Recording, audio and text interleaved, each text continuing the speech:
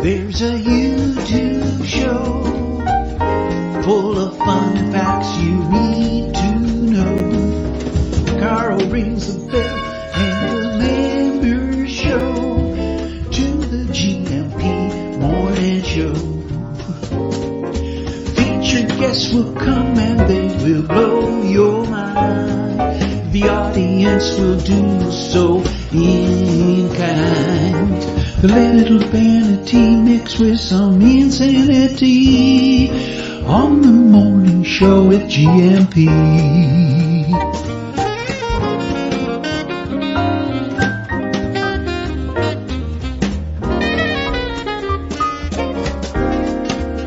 Hey, Gumpers.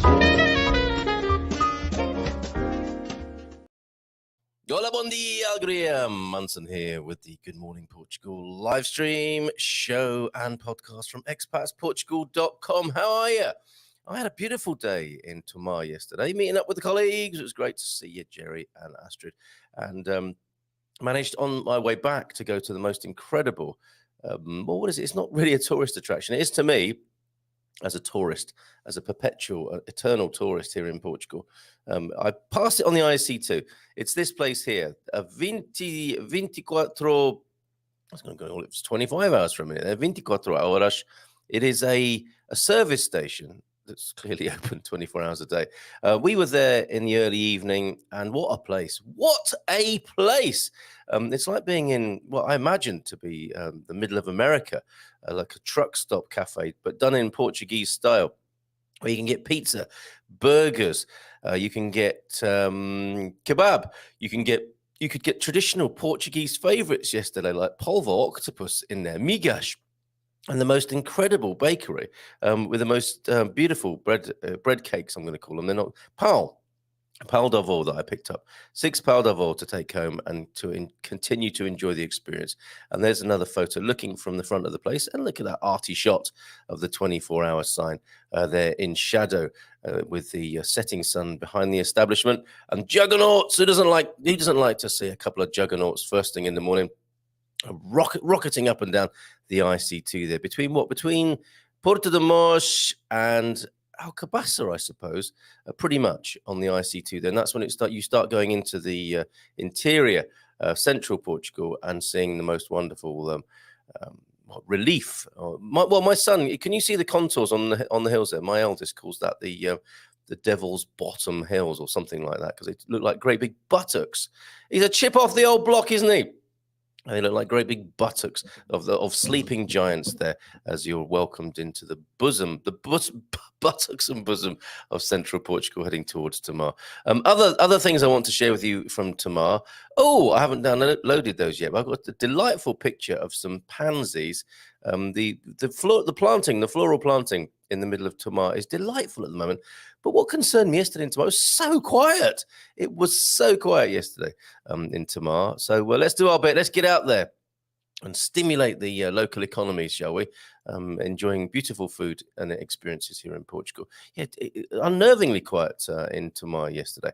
Something I didn't play, and something I can play now, so that I can regroup a little bit and have a little nibble of the pau d'avó that I mentioned a little bit earlier on. I didn't play this. Thank you to Pam for this.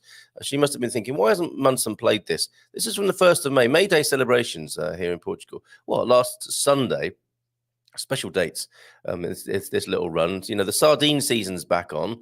It was May Day on Sunday, Workers' Day. Matty sent me a message this morning to tell me that what's Matty been on with this morning? Matty still stuck in Amsterdam this morning. Oh, and for the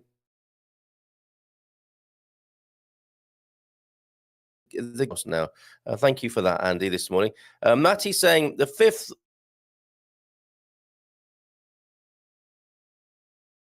of May, Vrijdingsdag, or Liberation Day, where I suppose the end of World War II is remembered in the Netherlands. But today, 4th of May, in the Netherlands, it's a day to remember the dead, all the fallen in the wars, the Dutch Dodenherdenking this morning. So thank you very much for that, Matty. Oh, and a nice evening shot in Amsterdam.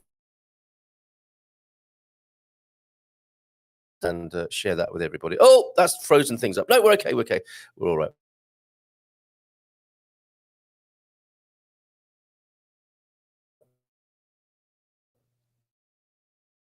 somewhat perilous sending those in. And here is the video that was sent to me by Pam to celebrate. This is what they do in Alcobaça to celebrate Workers' Day. Come on, all right.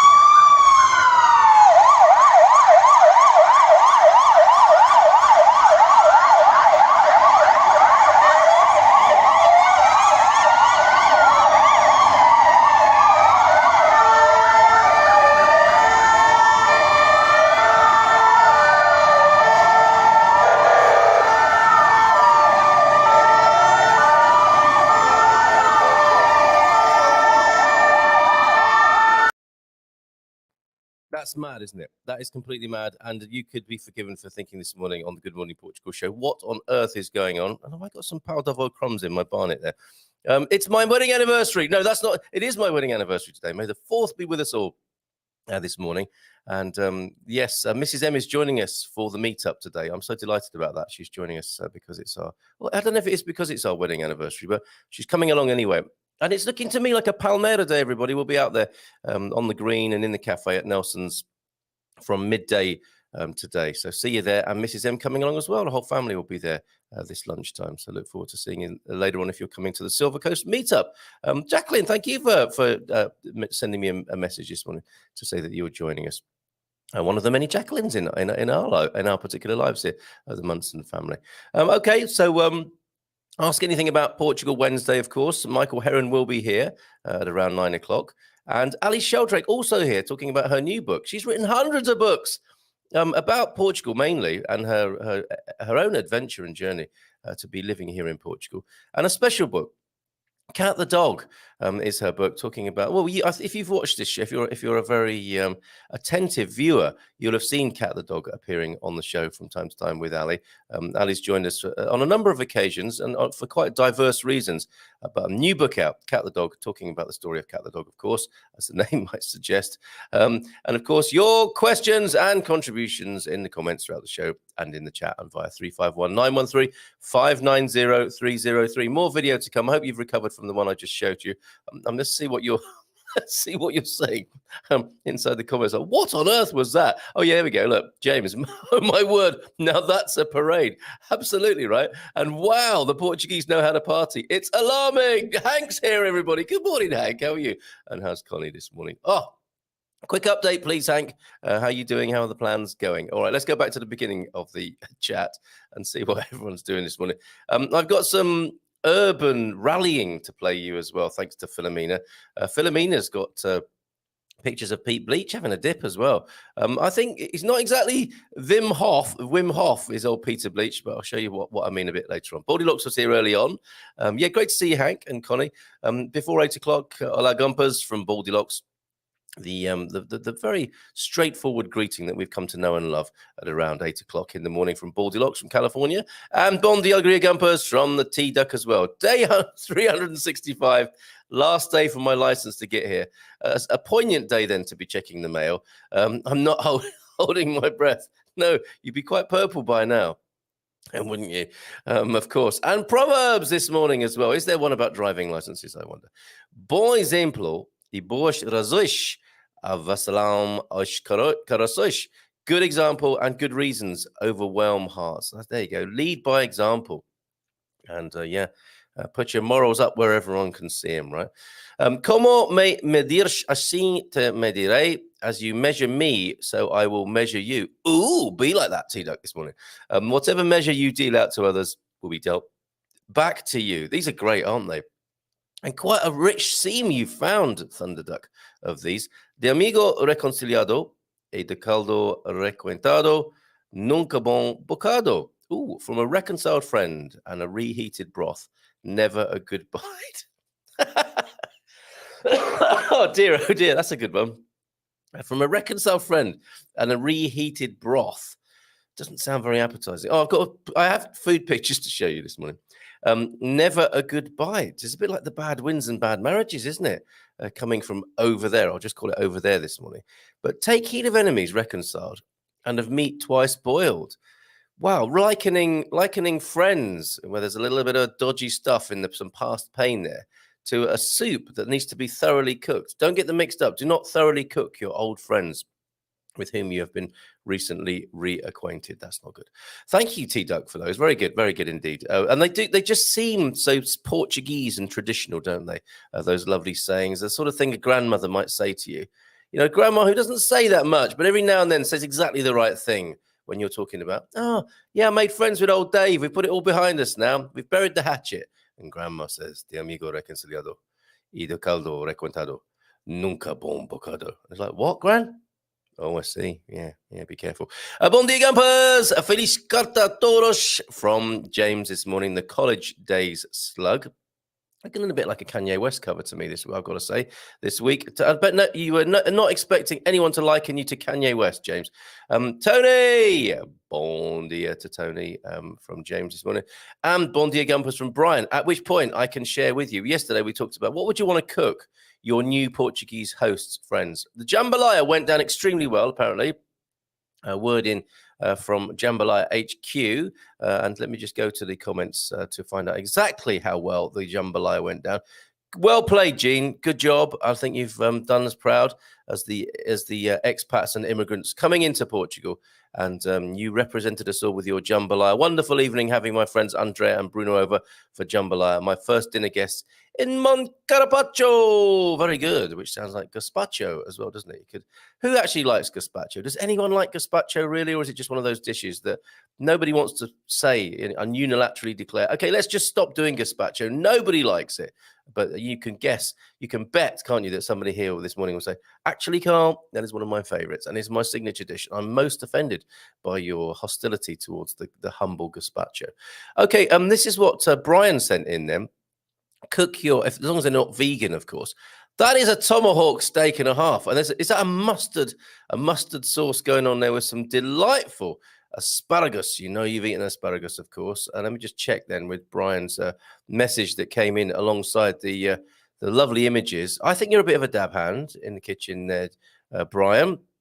And that's some good cooking right there, isn't it? That's the tomahawk. Where are you? Oh, Brian Taylor. There you go. Go large with a tomahawk sharing dish.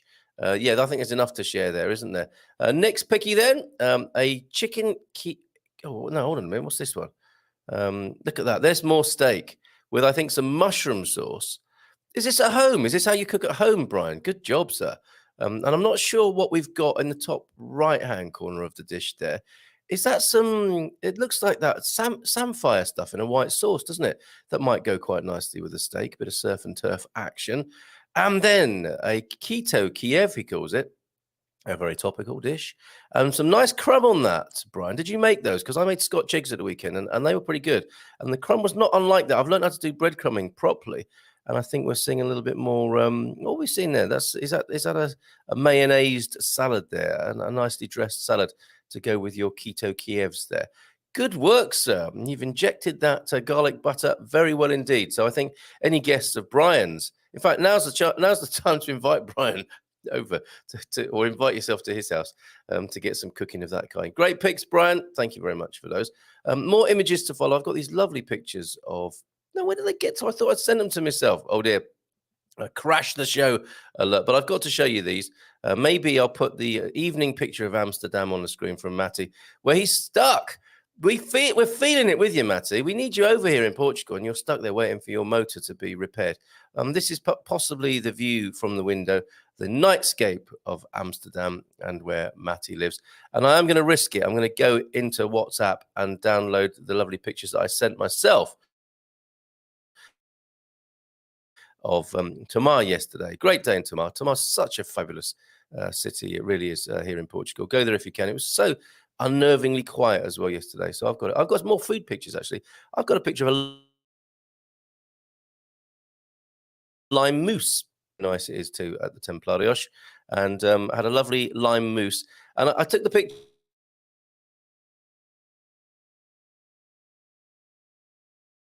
so that I could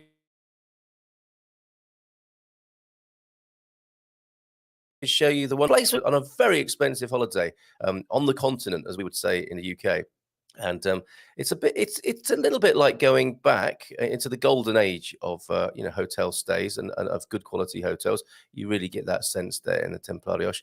And they did a very nice lime mousse, as you'll see in just a moment. I don't know what there were some micro herbs on the plate that went very well. I was thinking to myself, why have I got cress on my lime mousse? And I've got my pansies to show you as well. There you go. Pansies downloading as I speak. Yeah, I was wondering, why have they got micro herbs on my lime mousse? I know it's a big, massive first world problem, that, isn't it? The thing. I'm just listening to myself there, wondering, contemplating, all the problems people have in the world, and there's me contemplating why I've got micro herbs on my lime mousse. You might have done the same. There's the wonderful mural in the background there at the Templarios. Nice lunch, very nice lunch. Had a pargo as well as for a main, and I had some broth. I had the aforementioned broth. It wasn't a meaty broth, it was a seafood broth. Very nice, Tim. Finished with this. And inside that lime mousse was a delightful pistachio thing. Sorry, that's not what we said on the menu, but it was really lovely, really delicious. And those little herby micro herbs on there were a very good addition, and some broken meringue on there as well. And then outside in Tomar, going to Tomar, this could be in the woods, couldn't it? These could be wild pansies. But no, that's the angle I've chosen to take of the planting. If you know Tomar at all, and the lovely gardens next to the River Nabal, you'll know exactly where I mean. And there were a couple of hawkers, is that what they're called? A couple of people there, a man and a woman with a hawk each, bird of prey, sat very gracefully on each of their wrists. And they were training them in the middle of Tomar yesterday, which was a lovely thing to see. But look at that colour there. The planting in Tomar, absolutely beautiful at the moment. And the angle I've chosen there makes it look even more wild, doesn't it? But that's right in the middle of town there. So I hope you enjoyed that bit of colour this morning. And a further slideshow to come before 9 o'clock from Philomena. I mean, this is the habit we're getting into, isn't it, of a morning? We get together at 8:30, some of us even earlier, share a few pictures, hang out a bit until we talk to our official and formal guests. But actually, no standing on parade this morning. Michael Heron, of course, at 9, along with Alyson Sheldrake, talking about her new book, Cat the Dog. And I think Cat hopefully will be with us as well this morning. So back to your comments. Good, well played, Brian. Lovely food. Thanks for the piggies. I wonder what the word for dots looks like in Braille. That's your Dimitri Martin quote of the day. Oh, Ali's getting ready already. Sipping on a gin and tonic, as they do down in there in the Algarve, of course. Bon dia, Gumpers. Not really. Another lovely day today, and good turnout at the meetup later, I hope. See you there, buddy. Yes, it's a Palmera day. I will send out the message on the WhatsApp group later on. And yes, requests for an Algarve meetup. So yes, Jack Polly, go for it. Let's do it. We have the model for doing it now, firmly established, and I think we will have some fun today, buddy. See you later on. Bon dia, James. Received your message, and a big thank you for your insight. I know what he's up to there, Baldylocks. He's working on you to bring him his specialty coffee when you come over. Or has he already asked you that? Bon dia, Carl. James will have just spat his specialty coffee out, hearing me say that live on the show here. Bon dia, Carl, from a sunny Belfast, says Deagle. What a lovely week you've had, Deagle. So thank you for sharing with us all your wonderful good news from your family life. So beautiful.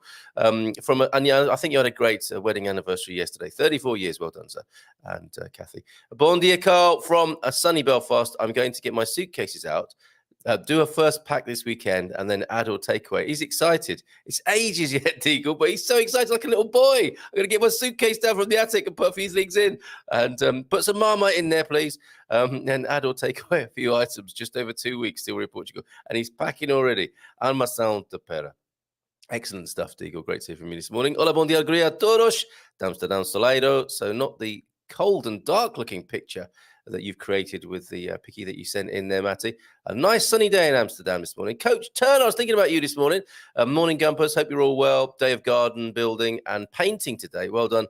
Rocking an Alan Titchmarsh vibe. Ooh, very nice. Gary Orgles, that sounded more like Alan Bennett, didn't it, than Alan Titchmarsh? But they do have a certain, nice Yorkshire ring to how they speak. Wagamama Wednesday, we're here at last. Going to view the house at what? Oh, I see. That's at the airport, is it? The Wagamama Wednesday. We're here at last, going to view the house at 9 a.m. Well, I don't think there's a Wagamama's yet in Castanera de Pera, so I think you might have started early this morning. A nice pint at the airport. That's a British tradition, isn't it? Whatever time of day you're traveling, you've got to have a pint when you're leaving and maybe some noodles at Wagamama's as well. T-Duck, what do you tell me to do? Visualize. Okay, it didn't work for me, but visualize that driving license there in the mailbox, T-Duck. Morning, St. Catherine. Bon dia from a sunny Portimao. I hope you all have a good day. Cheers, Jack Polly. Seriously, Jack, can you help us with setting up the meetup down there in the Algarve?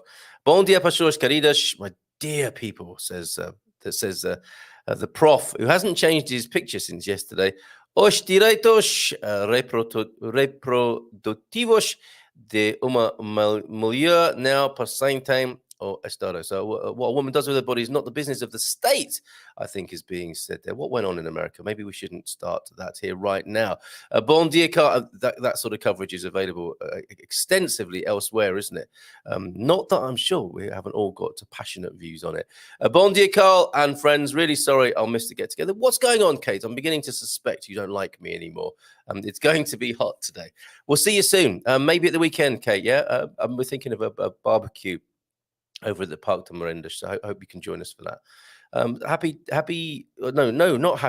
Hopping for a dad today. What's this? College days, slug hoping for a dad today. Okay, I see. In case you don't know what Jack's talking about, I nearly didn't know what she was talking about either. Then I pieced it together in my mind. Whenever her name, Jack Polly, is read out, that is like Jack Holly. Which is James's. Are you keeping up? Which is James's father. So she is hoping to see Dad on the screen from James this morning. Pam, I loved your May 1st video. Thank you very much for that. Bon dia to you, Pam. What a start this morning with all those emergency vehicles and the bomberos contributing in their own special way to the 1st of May celebrations last Sunday. Wanda and Andy are now NIFT. Well done. Bank account. Here we come. Always when I hear it, and another, just because I'm happy to oblige you with a laugh and a smile. That's from James. Here we go, Dad.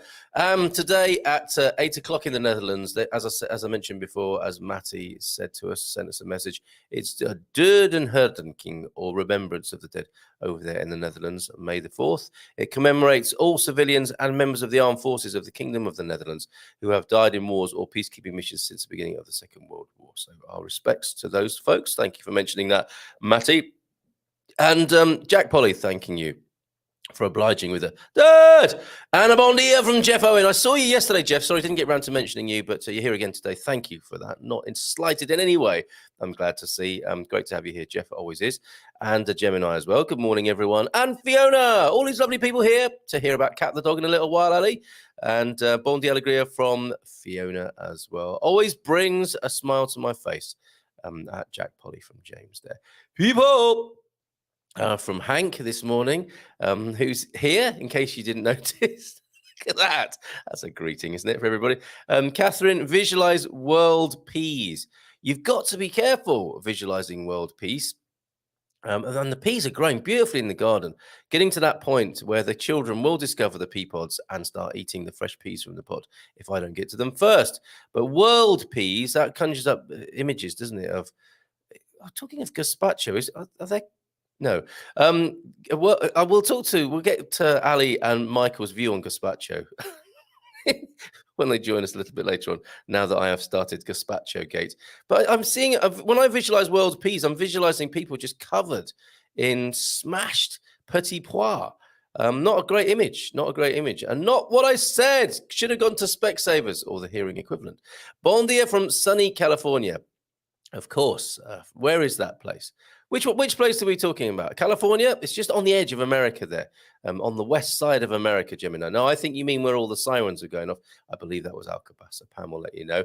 Moaz is here. Bon dia, Carl. Todos. And 7 weeks to go. There's a plan update. 7 weeks to go before Hank and Connie are here. See you soon. That'll fly by, won't it? Hank!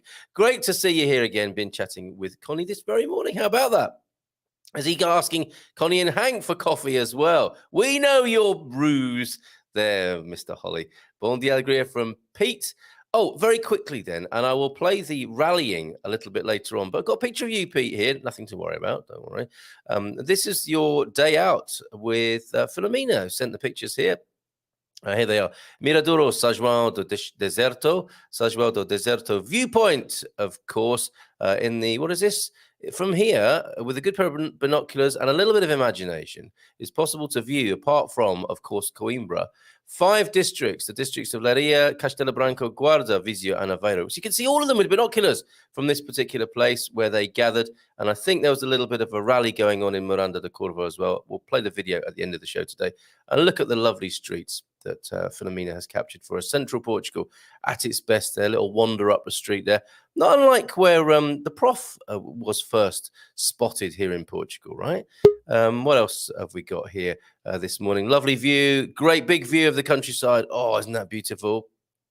And then, of course, a little bit of river beach action in central Portugal. And later on in the day, Filomena met up with Jerry as well. Isn't that a lovely picture? Look at that. Look at you two there. Superb. Lovely picture of you, Jerry, and of you, Filomena. And that's Pete in the green shirt there, thinking, I'm going to go in the water. I'm going to strip off. I'm Wim Hof. I will be up to my nostrils in just a minute. Hoo-ah! I am in central Portugal. I am at the river beach. And I think he turned around at that point and left the water, everybody. No Wim Hof action there. Look at that lovely central Portugal picky there. And the gang, look at this. There you go. Pete, Diane, Paolo, and Filomena there. Fantastic. Lovely pictures. Thank you very much indeed. Oh, yesterday, I showed you this picture at the end of the show. That's what's being built at the end of my street. Yes, it is a water slide. Everybody, isn't that amazing? Although I think it needs a little adjustment because the way it's set up at the moment, if the kids go to the top of that and then go down the slide there, they're going to end up on the street. With the way that chute is positioned, I think there's a little more adjustment to do there, up there at the amazing campsite at the top of my street, which I will bring you pictures and videos from in the summer. I believe as local residents, we can pop up there and have a swim. I think it's going to be a lot of fun going up there. They've been doing so much work, putting cabins on the hillside, really developing the place. It's going to be exciting to see the opening of that wonderful place up the top of my street. Right, it's just after 9 o'clock, everybody. Michael is here. Michael Heron. Good morning. Good morning, everyone. Good morning, Mr. Munson. How are we all? We're very good. We're very good here. Hank's in. Hank and Connie are coming in 7 weeks' time in the chat this morning, staying up late. And yeah, how are you? How do we find you? How's things? I mean, everything's hotting up. Sardine season has begun. Fishing has begun, right? Down in your part of the world. Yeah, it has. And I don't know. I think everyone's just looking forward to some continued normality. All the things that were cancelled because of the pandemic, all of a sudden now we can do them. Like in, as you know, I've got a lot of friends in the south of Spain. They're having their feria in Sevilla this week, and I'm just watching them all on social media and the messages that they're sending me. They're like small children again.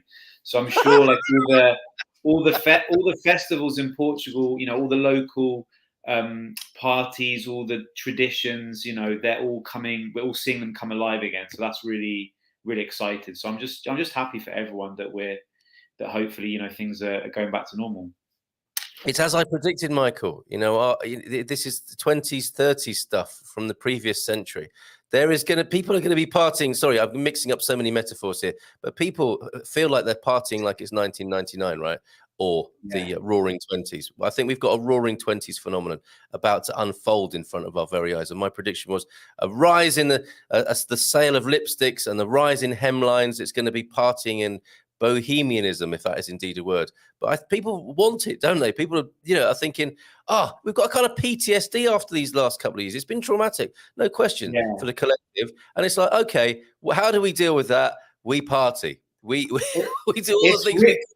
Yeah, it's really surreal, isn't it? Because, so for example, my youngest, I went to to drop her off at nursery, and I remember, and this was about, I mean, I do it every day, but this was the first time a couple of weeks ago where her teachers didn't have to wear masks anymore, and some of her teachers I'd never even seen without a mask before. So all of a sudden it's like, oh, so that's what you look like.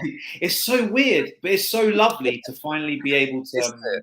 Yeah, really, I was always banging on about how I didn't mind wearing a mask, but now that we don't have to wear it, especially going into restaurants, supermarkets, all the people in your local community that maybe, especially the new faces that you didn't see pre-pandemic, it's so nice to finally, because you don't look anything like what you look like with a mask on, right? I mean, it's just so funny. But so that felt like for me, it felt like a real seismic moment that brings us to where we are now, just not wearing masks anymore, being able to see everyone's face, and it's just been really nice. So that's been positive for sure. I am so with you. I was very moved by the idea of the masks coming off and people being able to see each other again.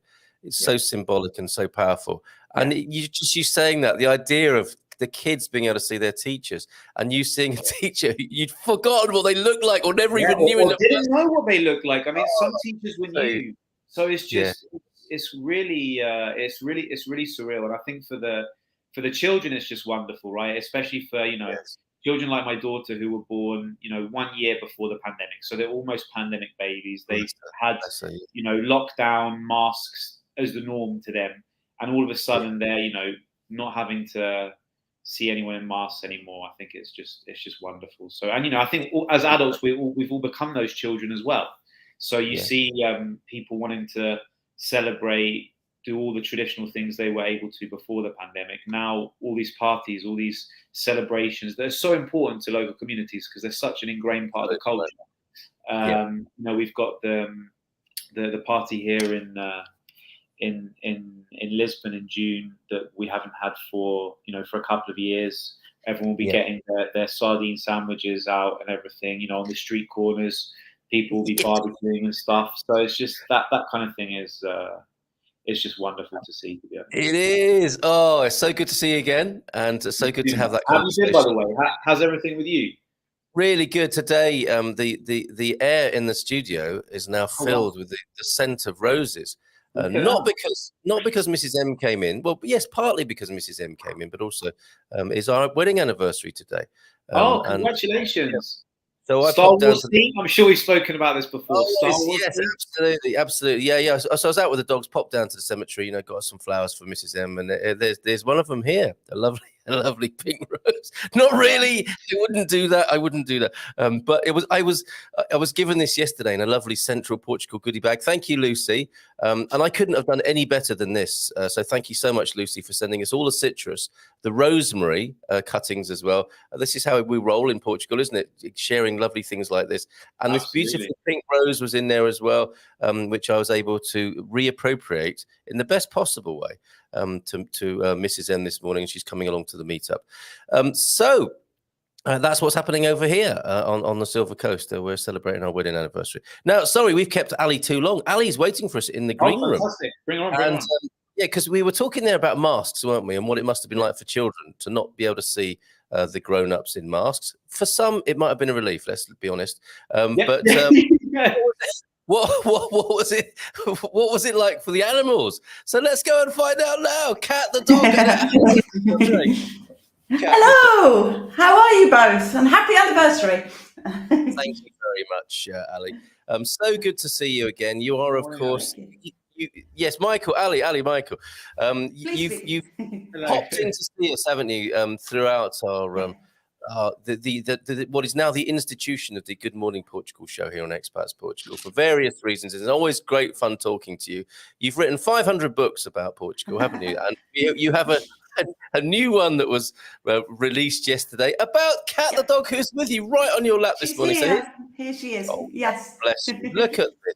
Triumph over adversity, a gripping tale for animal lovers that will capture hearts and imaginations. I couldn't put it down, says one reader. The most uplifting animal memoir since a street cat named Bob. That's high praise, isn't it? And look, my favourite. And if ever I hear now, that even to this day, the Black Beauty theme, burr, burr, burr, burr, burr, da, da, da, da, da, da. That moves me to tears. And so if that's what this book could do, what an amazing success you have on your hands. Published just yesterday, is that right, Ali? Yes, literally released yesterday. So a very busy day yesterday. Very exciting, and Kat's here with me. She'll probably go back and sleep under the desk in a bit, but she wanted to say hello. There they all are. They're up there. Looking a little bit shy this morning. Oh, she is, bless her. Yeah, there you go, darling. They're up there. Not many dogs have a biography, Ali, do they? So what, in essence, I know you're going to do a lovely reading for us, which will be a real treat this morning. But she's got to go now. Got to go and to another or another Zoom call with Hollywood in the other room. Busy signing autographs with a paw at the moment. Yeah, bless her. So what is the story with Kat, and what moved you to record and share it in this way? Well, I have to be honest, I wrote 3 books about living in the Algarve and then a whole series of travel anthologies last year. Yeah. But always in the back of my mind was this book. This was the one I wanted to write right from the beginning. We moved out here 11 years ago. And the minute we got here, I was busy with my husband, Dave, going, right, now can we get a dog? Because I'd spent probably about 18 years, I think, in the UK, busy working both policing and education. No way we could have a dog with shift work and our lifestyle. Yeah. And the minute we moved out here, that was my first thing I wanted. And we knew we wanted a rescue dog. That was obvious because the plight of the animals. There are so many rescue dogs here that need a home, that it was always going to be a rescue dog that pulled my heart. But we actually didn't know which one. And it's actually quite a difficult. My husband's very allergic to cats. So we knew we needed a dog that actually from a fur a molting perspective would be sort of not allergic to it for him, which ruled out quite a few breeds, unfortunately. Yeah. And we got chatting with a friend, Ginny, who runs one of the rescue charities here in the Algarve, and said to her, look, we want a rescue dog. We want to give a dog a home. We don't want a young puppy. We're happy with an older dog. And she literally just said, leave it with me. I will find the dog for you. And it was actually quite a few months later that she actually finally managed to take a holiday into Spain to see friends, left all her, she had a kennel with about 30 or 40 dogs at the time. So found someone else to look after them for a weekend and actually got herself on holiday. And she tells the story that she was driving down a little country lane north of Seville and just saw this absolute scrap of dog walking on the side of the road. Now, there's a photo album that goes with the book. So if you want to, you can see some of the pictures, which broke my heart when I saw them. Are you coming back? You can come say hello again. Come on. Here she comes. And she knows what I'm talking about, I think. Yes. Yeah, I'm sure. Come on, cheer up, Kat. Bless her. She's my darling girl. Yes, so Ginny literally sort of stopped initially just to feed this dog and to see how, she's obviously in a very poor state. And little monkey had just jumped into the back of her car. So Ginny sort of said, well, looks like I've adopted and rescued another dog on my holiday then, and brought her back to Portugal and took some photos of her. And I saw those photos on Facebook. And funnily enough, before she even said to me, I've found your dog, I'm like, I know that's the girl for me. I just knew it from the first picture. Bless her heart. Fell in love with her the minute we met her. So that was 7.5 years ago now. She's a good 12 and a half years old. We're not sure exactly how old. You're never quite sure with the rescue.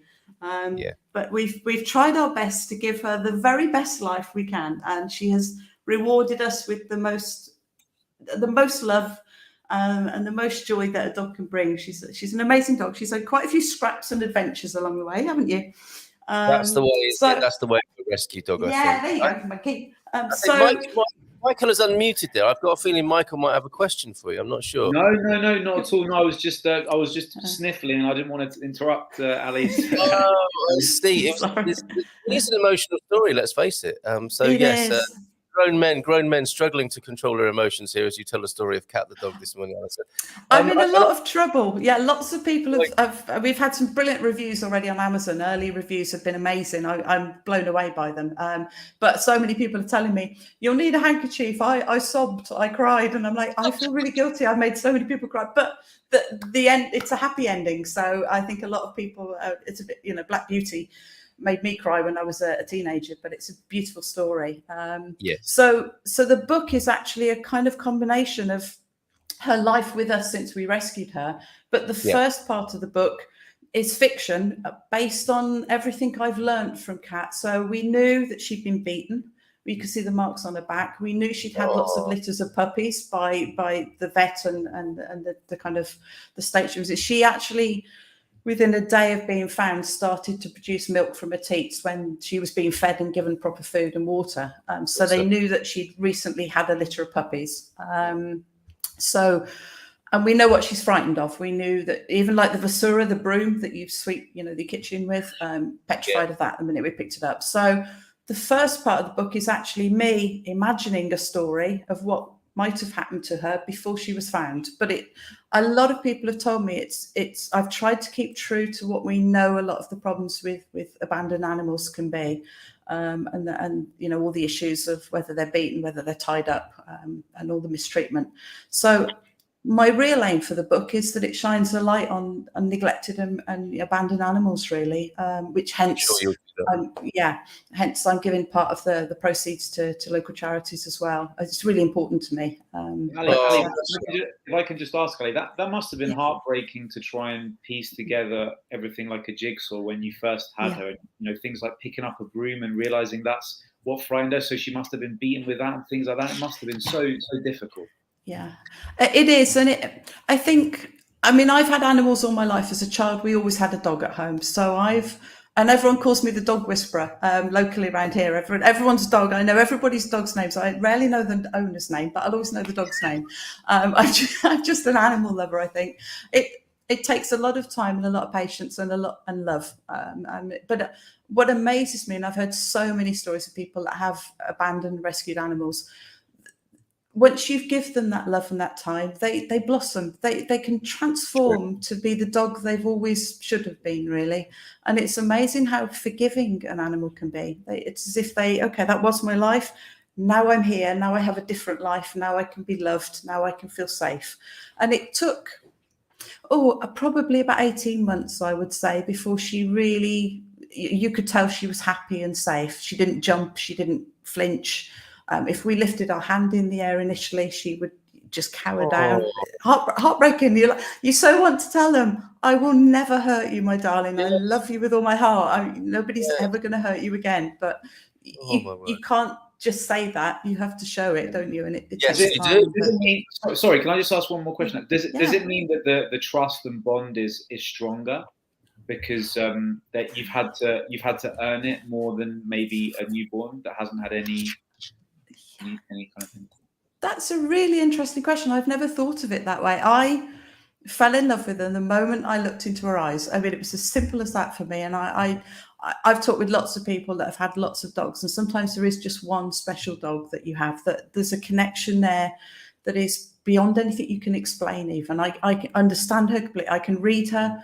I always joke, I know what she's thinking, but usually she can. But I don't underestimate her for a second. She understands. If we're talking, just my husband and I, and we say something funny about her, she'll snort with laugh, and you can hear her. And I'm like, did she just hear us laughing and join in? Because it's, she really, forget all the basic language of biscuit and food and walk and those words. She learned those very quickly, but and she's, presumably she's fluent in Spanish. We don't know. She certainly understands most Portuguese words and English as well. Michael can test that for you now, Ali. Michael can actually test that if she understands Spanish. Give me that. Should we try this live, Michael? I could even do a Sicilian accent. This is your beautiful. Hola, Kat, ¿qué tal? ¿Cómo estás? ¿Todo bien? ¿Tienes lo que te gusta? ¿Tienes algo, no? Hola, ¿qué tal? I don't want to scare her. Maybe I'll scare her. She'll think I'm not really. She was saying hello. Spanish. Yeah, she looked your way there, Michael. So I think it's safe to say. That's a real Blue Peter moment there. I think she can speak Spanish. So Thank you, Michael, for testing that for us. No problem, First mate, anytime. comment is in. Alyson Moore is here this morning. Hello, Alyson. Morning, Ali. What do you think Kay will put on her rider now she's a celebrity? So, Kat, not the only celebrity there. Yes, so thank you very much for your comment there. Who is Alyson, Ali? Is a friend of yours in the Algarve, presumably? No, she's in Spain. She's another writer, and she has rescue dogs herself. I know, Alyson. Good morning, Alyson. Morning, Alyson. Thank you for joining us. Superb. I think that theory's right. Personally, I think that rescue dogs do have an extra level of affection and love for their owners. I've had, I think, 3 rescue dogs now, and it's easily done here in Portugal. 2 of them here in Portugal, I should add. And Peggy, old Peggy, she, this very morning, as I was getting ready to take them out for a walk, the way that these rescue dogs sit and look at you tells you something, doesn't it? And she's a remarkable dog, and like Kat, if you start sweeping up the yard, she's cowering. These habits are set with them, aren't they? Because they're so traumatic, the things that must have happened to them in earlier life. So Peggy's a bit like that. Jimmy's he's younger and naughtier. He's not so much a rescue dog. He needed a home. He was one of a litter that needed a home, so he wasn't abandoned or anything. But certainly part of a bigger problem here. And I'm sure we'll talk about the right way to go about this, because one of my motivations, and it may well be the same for you, Michael, is to think, my kids will definitely want a dog. And my experience is just not interested, actually, really? when it comes to... Well, good to know. You saved me. You saved me some potential trouble, and I'm kidding. I would like the family to get a dog eventually. And I've heard, I don't know, maybe I can be educated now by both of you, but I've heard that there's certain breeds of dogs in Portugal that are used a lot for hunting, and they tend to be abandoned the most. Is that true? Maybe you can give me some information on that. That'd be really useful.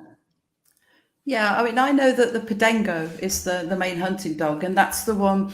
What you'll find is either at the end of the season, or if the dog doesn't hunt well when it's young, it just gets thrown away and literally just thrown out onto the field and left. Funny enough, one of the last chapters of the book, I pulled out a tiny bit of the book, but I didn't want to spoil the story because it kind of builds and grows as the book goes through.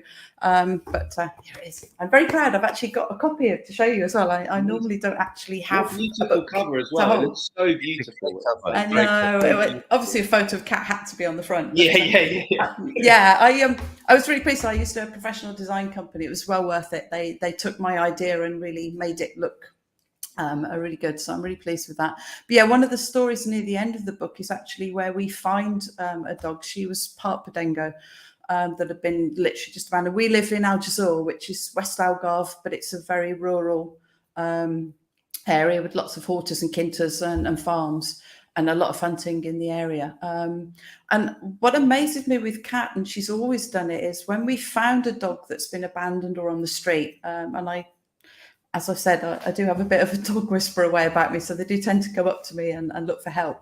And I end up having phone numbers of several kennels on my phone, so I can ring up quickly and go, I found another one, sorry. But what interests me with Kat is that she's very different. If we find a dog that's abandoned or in distress, she's really gentle and calm around them. Normally with other dogs that we meet, she's fine, she says hello, but she's no interest in playing with them. She'll say hello, do the usual sniffing, and then just trot off. She's like, ciao, bye, I've gone now. But if it's a dog in need, she stays very close to me, as if she's telling me the dog needs help. And that fascinates me as well, that there's a kindred spirit, a recognition there that this is a dog like me that needs help. So that's really interesting. So there's a chapter in the book later on where you'll find the story of how we actually rescued one with Kat with me as well. So they do excellent. that. Excellent. Okay, we have Yvette is here. Yvette Loader. This book landed on my Kindle yesterday. Excellent. And I've almost finished it already. Look at this. What a fantastic book, full of humor, tears, and love. And I'm privileged to know darling Kat as well. So you can I think you can get a paw print in the front there, Yvette, when you next see Ali and Kat out and about. She really is the sweetest little dog you'll ever meet. Can't wait to see her again, Yvette. So that's another review. Yes, already. Lovely. Yeah. And a little reading for us will be wonderful this morning. But just to sort of resolve this little bit about obviously the urge to get a dog and the famous phrase, a dog isn't just for Christmas. It can be an impulse-led thing, can't it? Which can be disastrous, obviously, for everybody concerned, and not least the dog. And it is a funny thing about kids. And Mrs. M discovered this again yesterday. I thought, in fact, I took my eldest to go and pick up Jimmy, who we have with us now, who's part of the family. But the kids soon lose interest, Michael, as a little bit of research help for you here. It really will be a dog of the adults. I think sometimes the dogs and children become closer as they get older. And the dogs become a kind of confidant that will sit on the edge of the bed if you allow such behavior, and hear everything the child has to say as an anxious teenager. Then a bond can really form. And it's a great reason for a teenage lad or girl, I suppose, to get out of the house and take the dog for a walk. In a way, they suddenly see a benefit. Oh, I'll take the dog out. This was what was playing in my mind, mate. So remember where we used to live in that near that in Adelaide. That was a time when I was really close to thinking about it, because beautiful big open space. You could imagine lots of dogs there, and I'll never forget. Every morning I would leave to go to work, and I drive past my neighbour, and there's this guy always wearing a suit, about 8 a.m, walking his dog, every morning, looking absolutely miserable. And I was like, oh my God, that's going to be me. The kids aren't going to care. The wife's not going to care. I'm the one that's going to have to take the dog out every morning. So I was like, okay, maybe I'm not quite ready for this responsibility yet. Let's wait and see.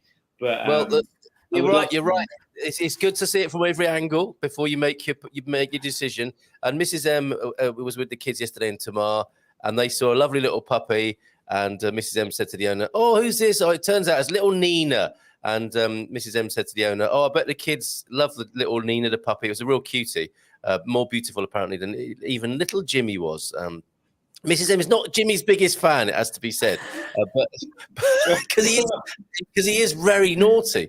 And so is Nina, it turns out, because she says, "So do the kids like little Nina?" No, the kids hate Nina. Nina is pooing and weeing everywhere in the house and eating all their toys. So it really is that situation you describe. Man and beast are becoming bonded in adversity, and the rest of the family, for the time being anyway, have turned on the new puppy. So you have to be aware of these things, don't you, Ali, when you go about this big commitment? You do. I would have to say to Michael, though, my favourite time of the day is my walk with Kat in the morning. I wouldn't give it up for anyone. It's just me and Kat. We walk down by the river. You're being a terrible advert cop. No, I get that. She's trying to plug a book, and we just. No, I know. It's my favourite. I love it. I can imagine 100% that's the best time for sure. It's brilliant. And I have to say, you say about little children, Cole, you might remember. I can only call it. I'm from Birmingham. And when I was a little toddler, I had something called a lobster pot, which was kind of like it was put in the lounge, and it was like a mesh kind of circular pot, quite big, that my mum put me in with my toys so she could get on. And no, it's fine. It's like a playpen type thing, but it was called a lobster pot. It was round. And it was, she put me in there and leave me while she could get on and do all the other work in the house. You can imagine, you've met me before. I'm not going to be a small, quiet little child that's just going to play nicely in the corner and do. No, I'm chaos all the time. But she used to put. She was a Dalmatian Spaniel cross, beautiful little dog, Jane. When I was literally from when I was born, she was already in the house. And Mum would put me and the dog in the lobster pot together, and I would just play with her. I was quite happy in there. Yeah, that's fun. So it's and people around the world will be thinking Birmingham, Peaky Blinders. That is a Peaky Blinders upbringing, isn't it? Being put in a lobster pot as a child. I can see that as a scene from the new series of Peaky Blinders. That's why they turned out like they were all kept in lobster pots as children. I know.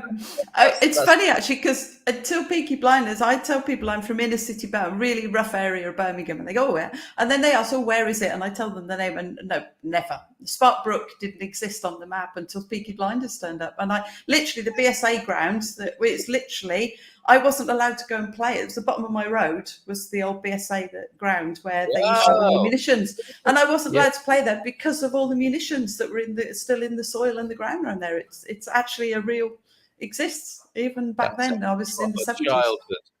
Yes, you could go out, but be careful of all the bullets lying around. That's a brummy. Okay, Carl, Michael. It is all about the training or education you give to your dog. Yeah, we're giving all the different sides of the, not the argument exactly, but it's a Carl big sounds decision. like he's still a bit traumatized by it. Yeah. No need for cleaning your. No, I agree with Ali. It's very important to me, my morning constitutional. That dogs are in their own strange way lifesavers for humans as well, aren't they? And they do something really special for me. The fact that I have to, not that I have to, well, I do have to. It's right that you take your dogs out, which not everybody does. It has to be said, but going out in the morning and in the evening, even at those times when I don't feel like it, is pretty much always good. 99% good. It's a mood changing blessing that they give me, not least the exercise, but the fresh air, getting out and about, walking in the neighborhood. It's just great seeing what people have left by the bins that I could pick up, all that sort of thing. No need for cleaning your house every 3 hours.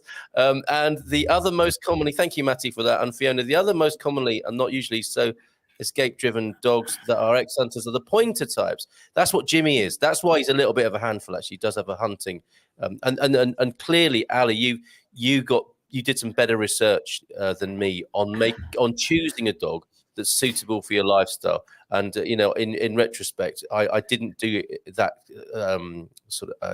carefully enough, because Jimmy's a hunter. He needs to get out there and be tearing up the ground and sticking his hooter in every hole he can find along the way.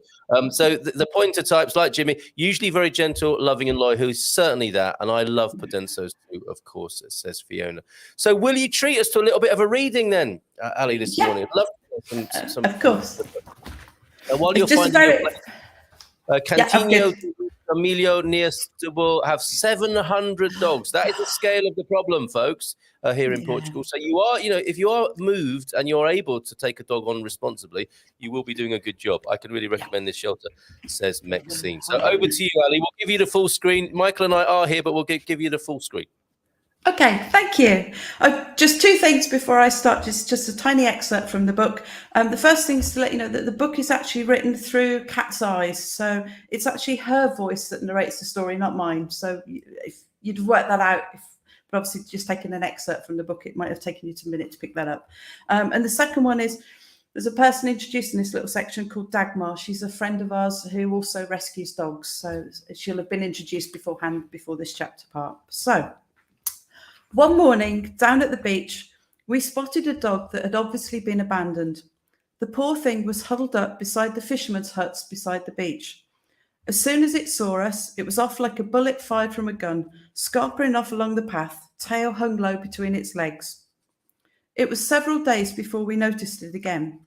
This time, Alyson got close enough to realise it was a young boy, and a terribly skinny and unwell boy at that. He wasn't much more than a puppy, really, as he stood there shivering and whimpering at us. I walked forward tentatively, sniffing the air to find out more about him, but all I could smell was his fear, which was wrapped around him like a damp cloak. He was plotting his escape route, and I tried to reassure him, dropping my head low and wagging my tail. He crept forward slowly, grabbed the biscuit Alyson had placed on the ground, then shot away to hide behind the huts again. It was so sad to watch.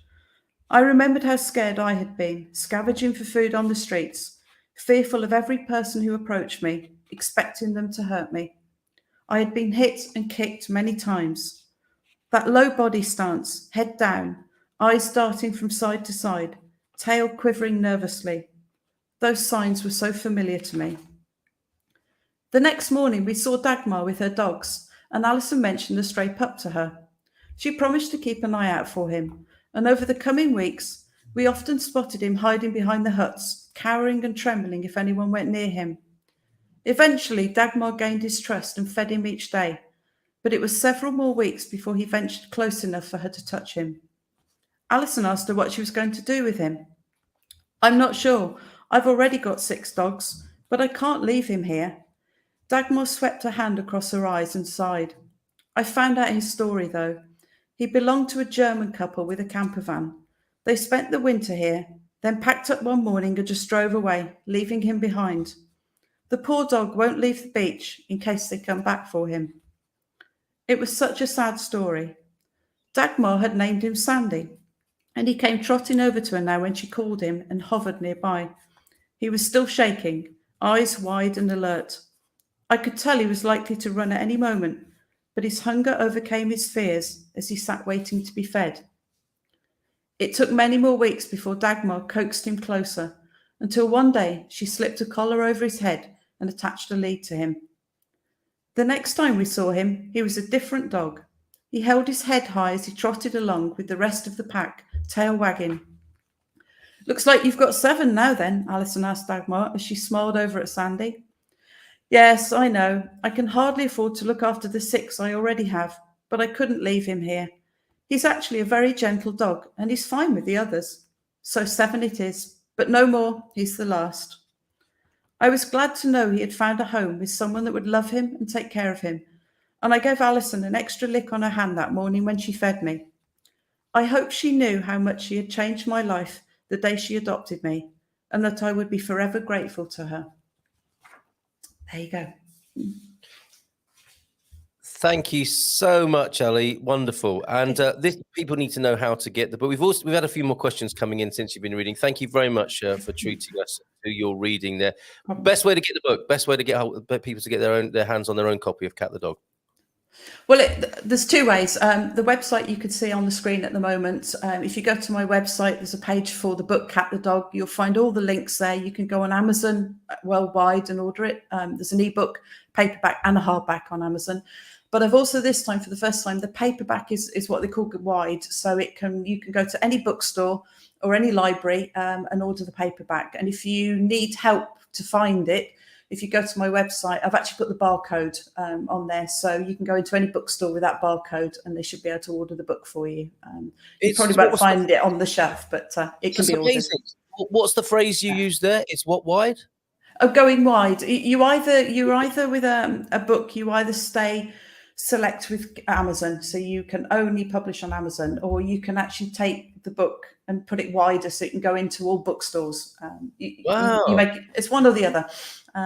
So my ebook, you can for a Kindle or any online or even on your phone, it's through Amazon, but the paperback is wide, so you should be able to get it anywhere, hopefully, with that barcode. That's the plan. All the best with it. Thank you for joining us here this morning and telling us about it. It's published yesterday, of course, so we're very privileged to have you here so soon in the tour, as it were. And I jokingly said you've written 500 books. You are a prolific writer, to be fair, aren't you, as well as being an artist. So could you just tell us briefly about your other books, about the Algarve as well? Yeah, of course. You could blame the pandemic, I guess, really, because I'd always had a book inside me, but we've been locked down and I was busy painting, but didn't have the client base working quite the same then. Thought, well, I've got this book on my laptop. Let's see if I can actually shape it up into something that might actually work. So my first book was called Living the Dream in the Algarve, Portugal. Wow, there they all are. So the one next to Cat the Dog, that came out. I made the mistake really at the end of the last chapter of saying that we were moving to Algarve to live and maybe I need to write a sequel. And so many people contacted me and said, can't wait for the sequel. I'm like, oh, okay, yeah, better write it then. So the second book, Living the Quieter Algarve Dream, popped out. And then the rest that you can see on the screen there are actually anthologies. So the New Life in the Algarve, Portugal is a whole, every chapter is a different person who's also moved to the Algarve to live. And there's some fantastic stories of people that have been here since the 60s in some cases. So they'll tell you all about the Algarve before it even became a tourist destination. Wow. And then I worked with, almost 50 other travel memoir authors, put together a whole series of anthologies of different stories and travel stories. So those that you can see on the right there are all part of my travel stories collection. So I haven't actually written all of those books. I'm not that prolific, but I have been busy building up a collection. It's an amazing achievement and celebration of Portugal, celebration of travel, isn't it? How travel broadens the mind, and it's a wonderful thing you're doing, Ali. So thank you very much for being here. That's right. Can I just add one more thing, Carl? Because I'm really keen. We've talked a lot about rescue. That 50% of the profits from this book, what I'm doing is every 6 months, I'm going to select 3 different charities and give 5% to each charity. So for the first 6 months, we've got the Sterilise Our Strays, which is actually Ginny's charity, the lady that found Cat. And then there's Aisa, which is our local canil here in Algarve. who always need help.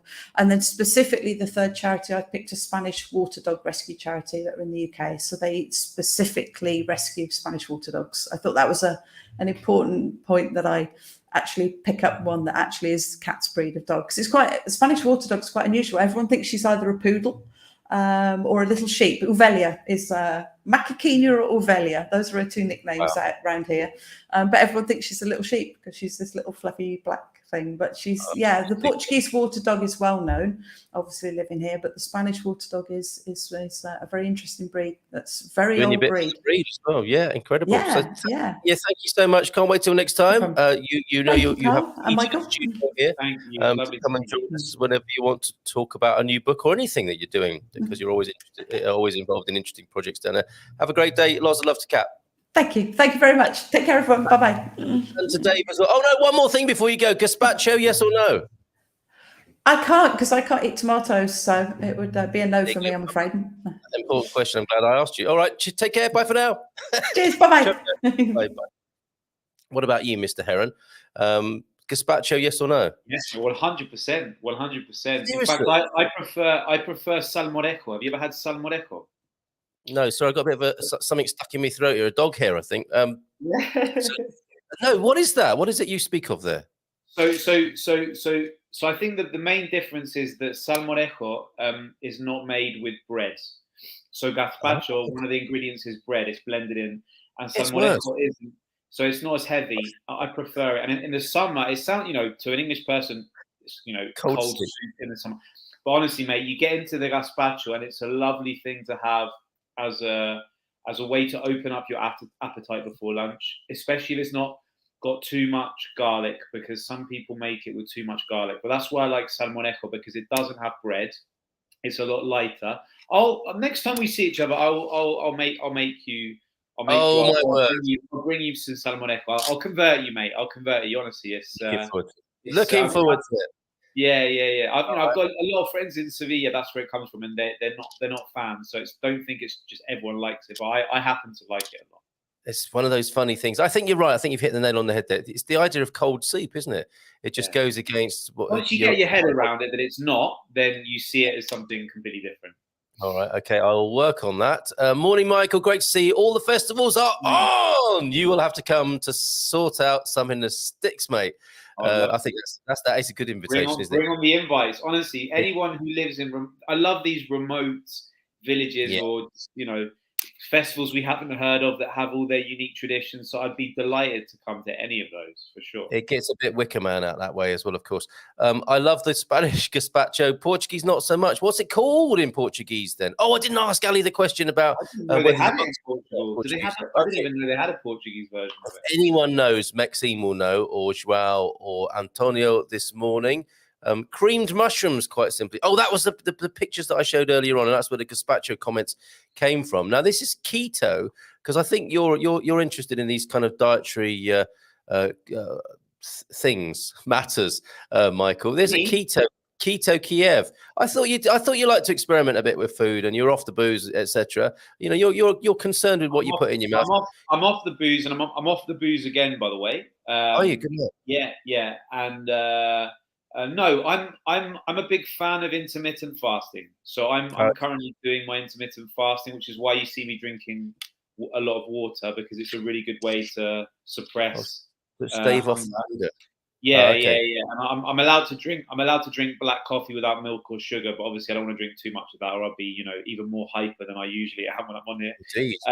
It's just a 16-hour fast. So from 8 in the evening till 11 in the morning. So you effectively have a light earlier meal than you normally would, and then you just stop eating. And so you go to bed with an empty stomach, wake up a little bit hungry, but then by sort of 11, 11:30, 12, you can then start to eat, have one main meal for lunch, job done. So for me, that works. Works.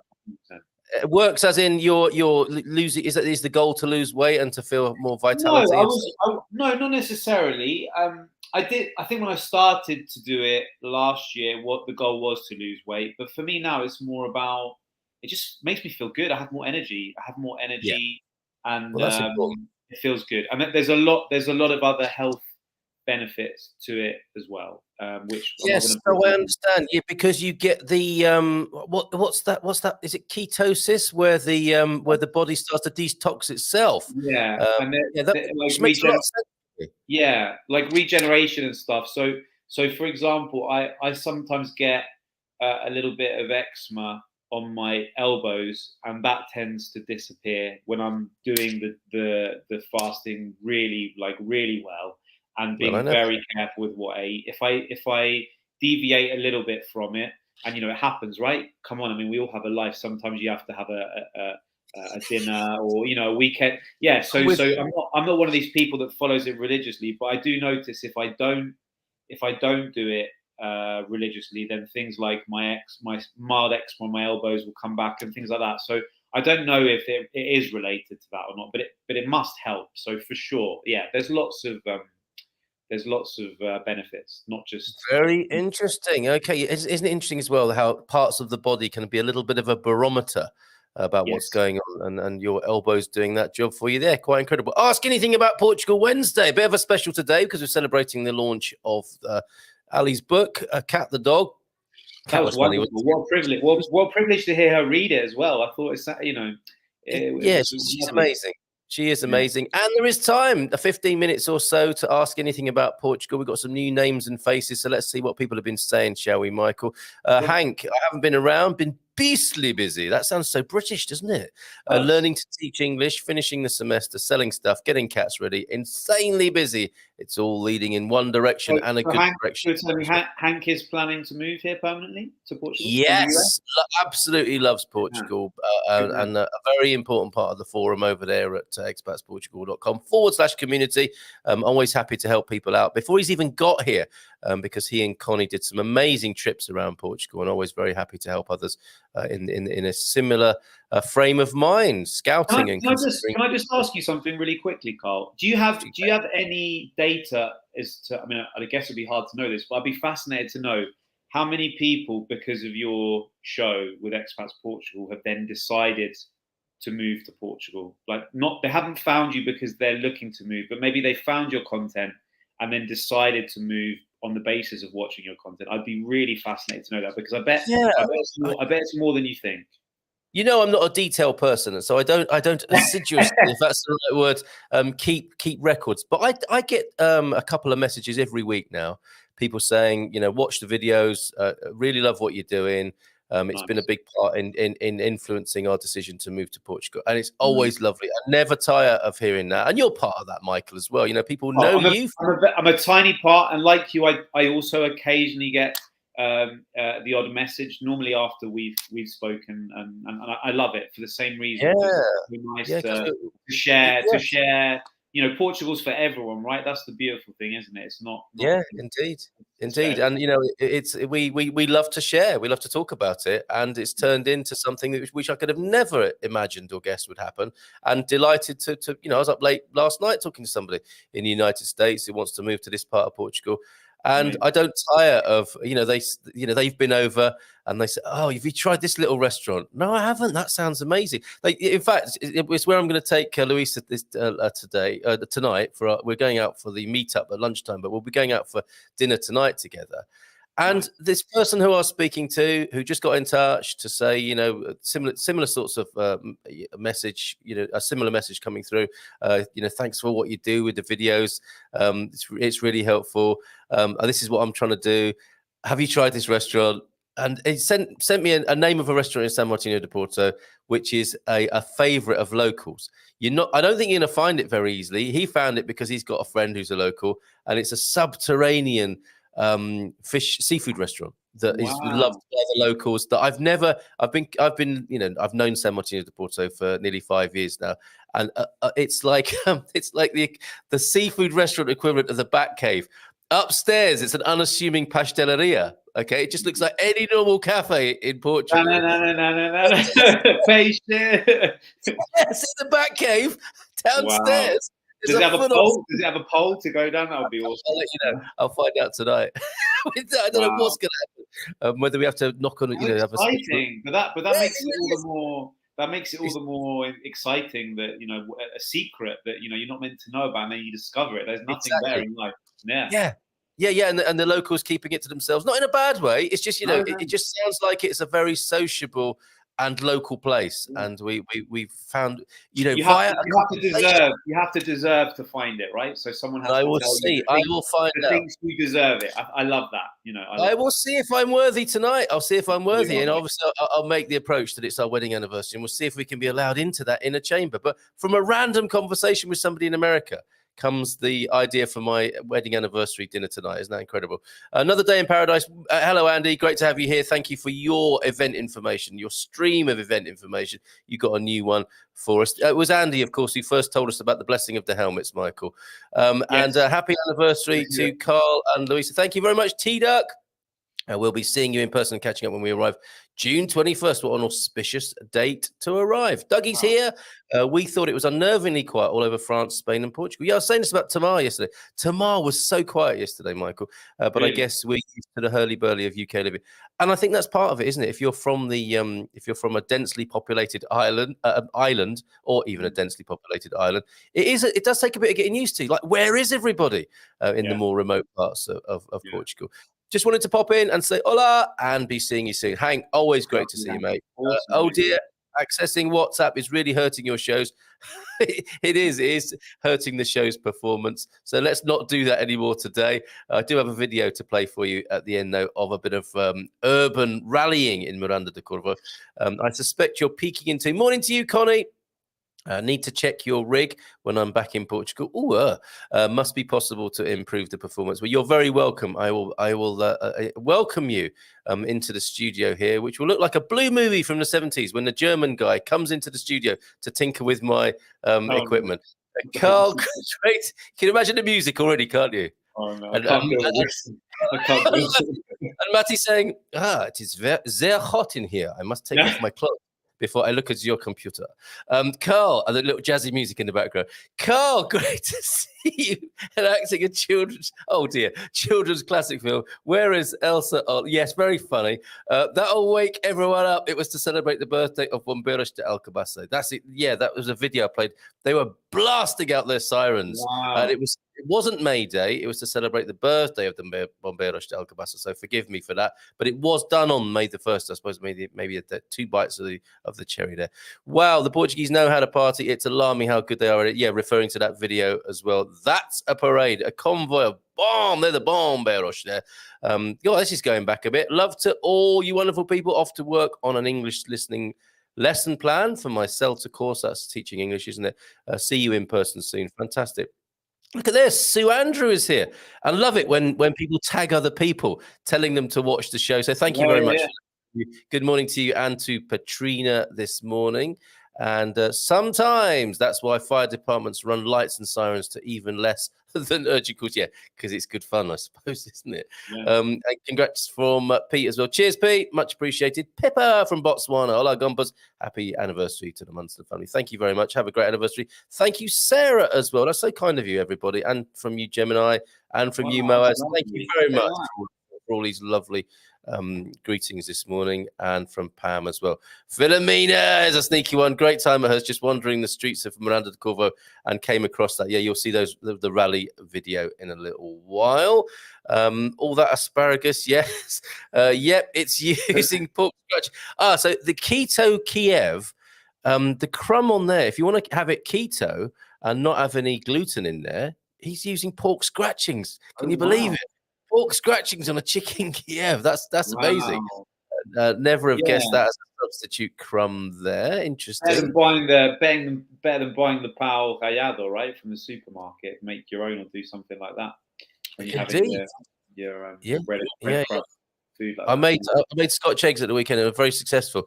Kiev is another one of those sort of fiddly things, isn't it? That you've got to get the knack right. Never made those, so that might happen at some time soon as well, given my newfound confidence in the kitchen. Right, bit of this then, Michael. A bit of Portuguese history. This is always great. From the Prof, let's play the tune.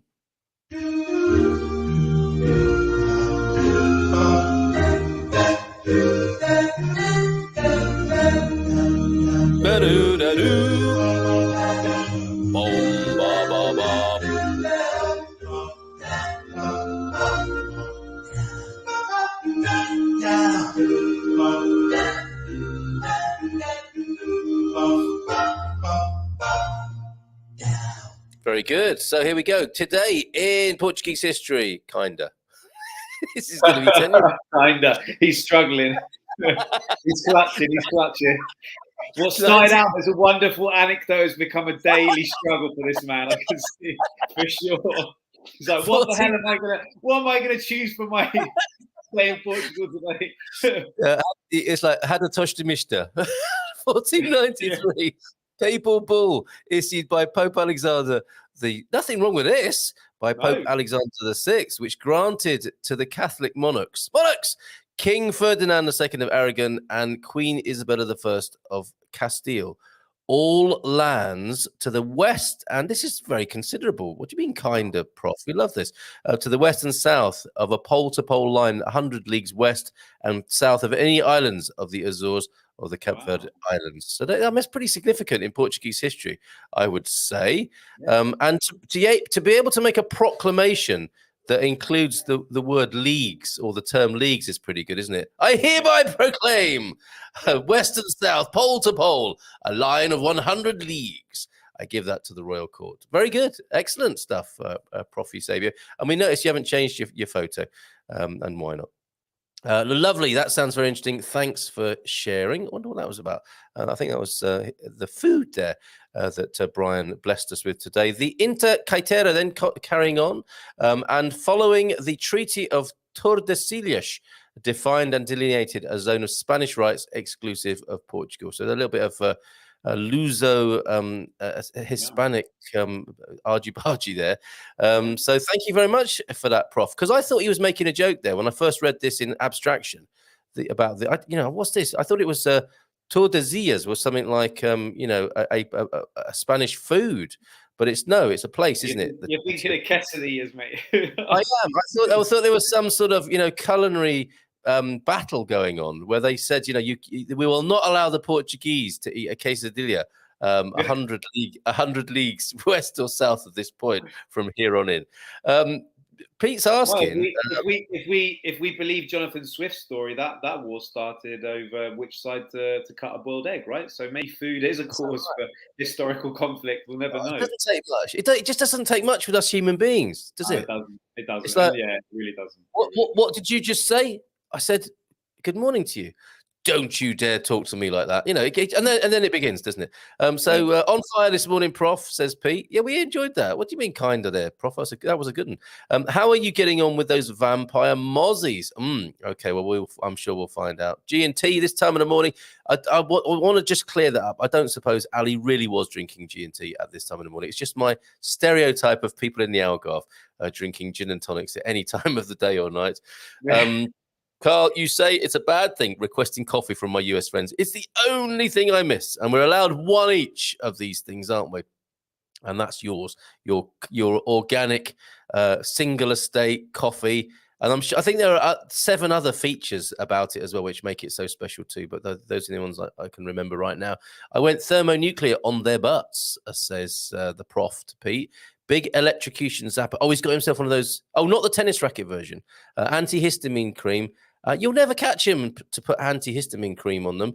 Or maybe that's on your butt there, Prof. And those little Glade plugins with bug poisoning. He's properly tooled up for the season by the sound of it there, isn't he? Do you struggle yourself with mozzies? And have you got a favourite remedy? Yes, I do. I get bitten to death.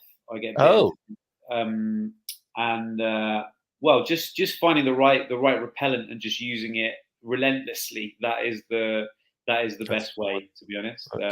Yeah. And a hot spoon if necessary. Re-driver's licenses from Rebel Mama to T-Duck. Calmo.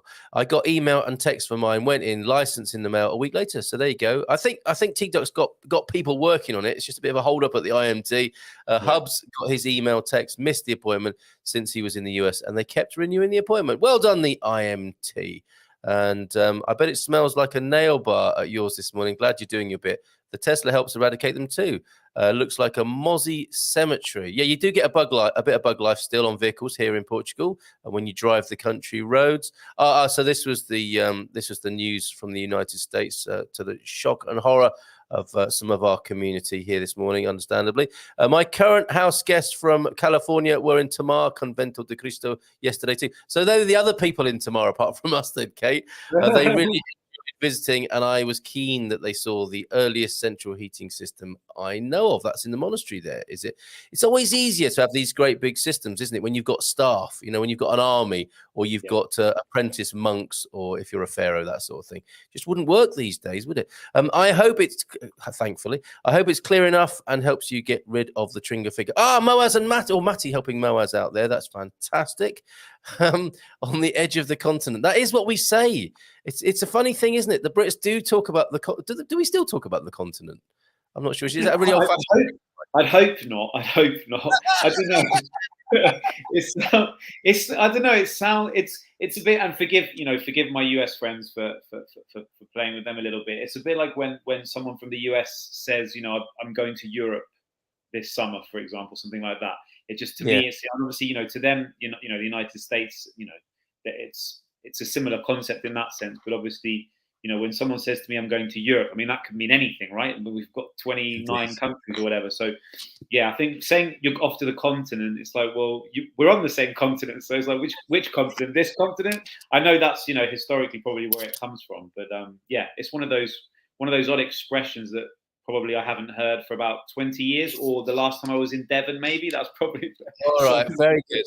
And presumably around, were you on the same holiday to Devon? Were you offered the choice of a continental quilt or blankets? No, I used to live in Devon, mate. So it wasn't a holiday. Of course you did. Yeah. But the continental quilt, that's from the similar age, isn't it? Because people didn't always have duvets, which, they probably rejected on the basis that it was a French word. That's all it took. But gradually, the European effect, the continental effect, permeated the British consciousness, and they replaced their cellular blankets and nylon bed sheets with continental quilts, ultimately, along with olive oil, but not in the same sitting. Matty, today is also Audrey Hepburn's birthday, born in Belgium and moved to Holland. It is long believed that she participated in the Dutch resistance. Morning, Michael. Great to see you. I think we did that, didn't we? That's your invitation. Good morning, and please invite me to the festival. I'd love to. Yeah, it's so lovely to see some of their faces. COVID's cancelled. Let's party. Yeah, okay, within reason, because I think Kate was in with a little bit of a caveat as well. I did see that. Yeah. Yeah. We'll read that. We'll read in just a moment. Going up again. Yeah, Michael's in again, and Jean is here as well. Good morning to you, Jean. All good. Portugal currently has one of the highest COVID case rates in Europe. Pandemic is not over, especially for people who are immunocompromised or have other vulnerabilities. Yes, of course, and should continue to be protected. Yeah, look at this. I must add as a caveat, I have noticed certain people that are still worried. Obviously, maybe elderly people are still wearing masks. So yeah, fair enough. And so if they wish to, so they should. Absolutely. Yeah. Hello, beautiful people. What's this? So we have Vladimir Putin with a Tommy Cooper fez on, just like that. Okay, and let's go through and scroll down because it's actually 10 o'clock. I guess you've got to go and do some work this morning. I do. Heron. Move Portugal. What's this? 70 virgins. Okay, that's probably a little bit too deep to go into right now. It's too much. Yeah. But you and I think James noticed we're getting a bit tearful talking about the masks coming off. We never need to apologise for our tears. They are healing, and a way we all connect with love and compassion. Absolutely right. Always good to have that reminder. Didn't ask this, Pam. Will Alyson's books be published in Portuguese? But you could reach out to her and ask her that one. I'm sure she'd be happy to talk to you about that. Jared Shaped Box. Good morning, everyone. Just arrived in Portugal and looking for a place to live. I've been listening to this amazing podcast. There we go. The sort of comments that we were talking about earlier on. 100%. Yeah. And finally catching it live. You make it sound like the virus there, Jared. It's great to have you. Thank you for being with us. Having rescued Bia She's still very scared. This is Bia Maxine's dog of my walking stick. Oh, it's so sad, isn't it?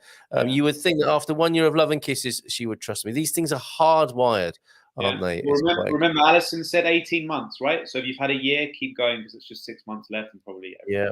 But yeah, still, that it's in the memory muscle for creatures, isn't it? The instinct of the animals. They will remember these things probably for all of their days. And it's a sobering reminder. What a great reading, Alyson. The book sounds enthralling from Doug this morning. Great story, Alyson, from Brian. And look, Donna's just ordered the book from Amazon.de. Well done there, Donna. Hola, bon dia. Bit of music for us, Michael. Faiza do dia. Celebrate New York Sky. It's the Capricorn 12 wedding anniversary today as well. Fantastic. 32 years. Mine's a mere 9 years.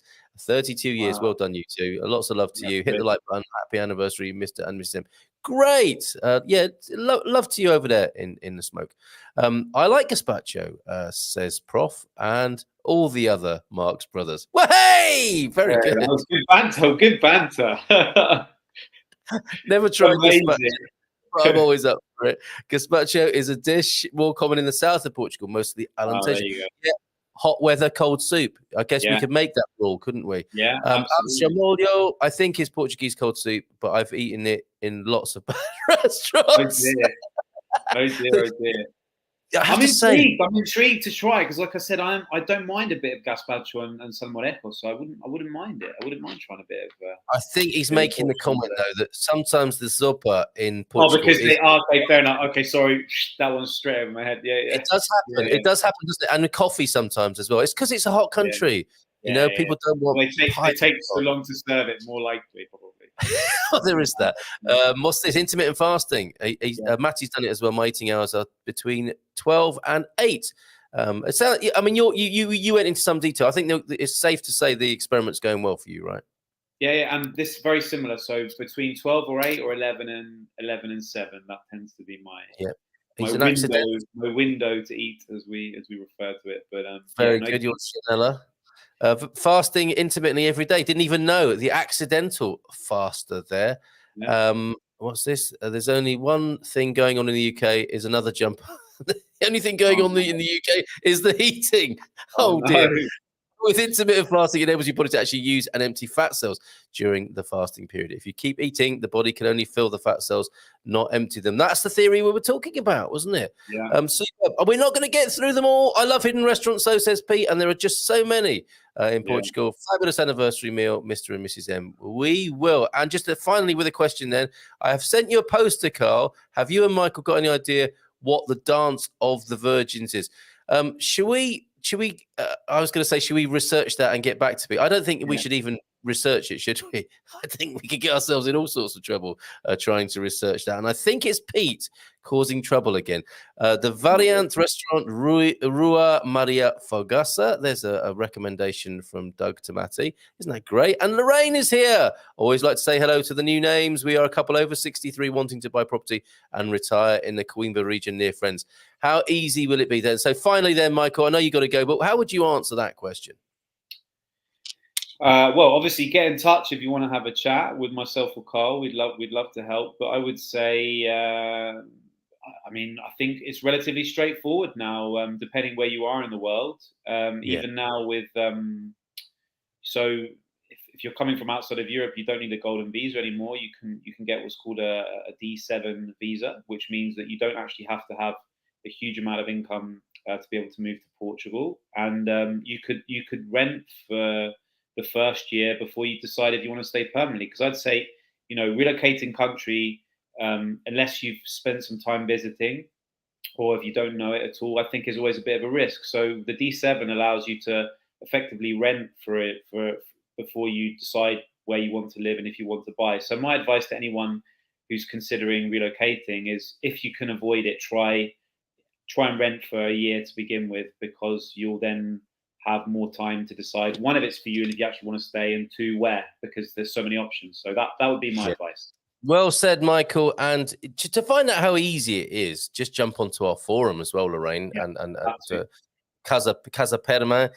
Go to expatsportugal.com/community, and you'll speak to people who have tried this and have done it fairly, some very easily, some not so easily, but the help is at hand. You know, we've got a whole team of professionals who can help you with some of the more challenging bits. So finally, then, sometimes I wonder if today in Portuguese history is worth the effort, and then Carl comes up with the Treaty of Quesadilla, and I know it's worth Michael, thank you so much, mate. Thank you very much, Carl. Thank you, everyone. Lovely to see you all. Ciao, ciao. Yeah, have a great summer. This is the beginning of it. It really feels like it, doesn't it? I love to all the family. Take care, mate. Bye for now. Yes, bye-bye. There he goes, right, Michael Heron. And I promised you a couple of vids, didn't I? I kept Michael. He's probably got to jump in the car and go off to work in the big city now. We kept him a little bit later than planned, but thank you very much to Michael Heron. Thank you very much to Alyson Sheldrake as well. Here's a bit of rally racing in town in central Portugal. Check this out.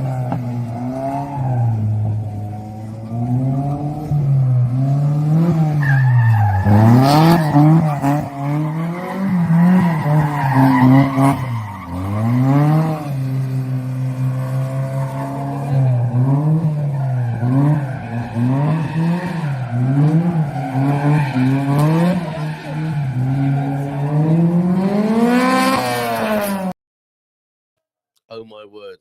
Sometimes I'm sure people do that around about near me. Whereas I think this is an official event that's happening. Here's a bit more.